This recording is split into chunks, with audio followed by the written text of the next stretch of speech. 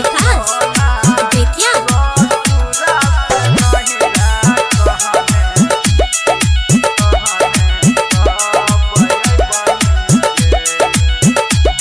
गे सोना ससुरा से कहना नहीं कब बही गे सोना ससुरा से नहीं कहने कब बही गे कब बही गे सोना कब बही गे हे गे कब बही गे करे जा कब बही गे नहीं तो मर जेबौ हम जिंदा देख नहीं पैबही गे सोना ससुरा से नहीं कहने कब बही गे सोना ससुरा से नहीं कहने कब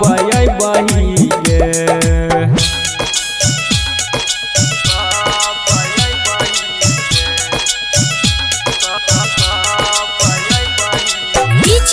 विकास बेतिया।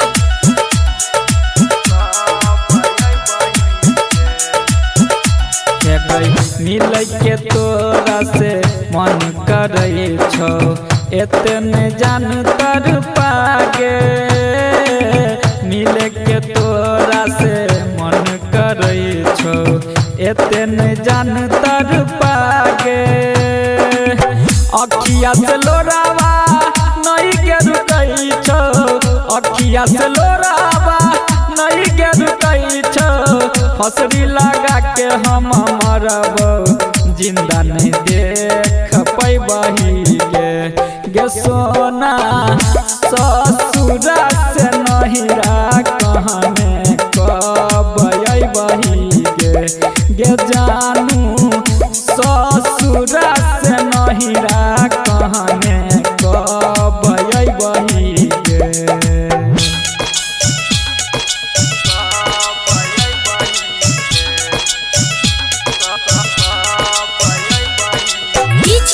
विकास Bettiah.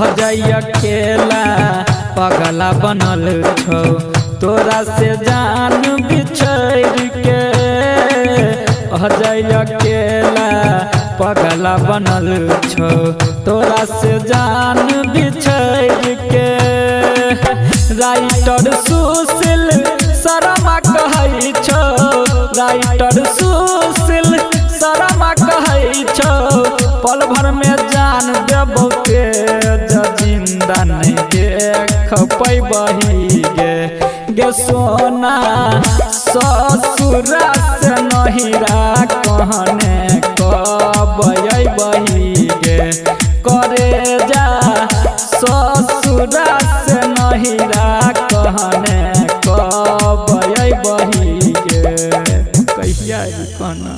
Presented by Chopalji Music।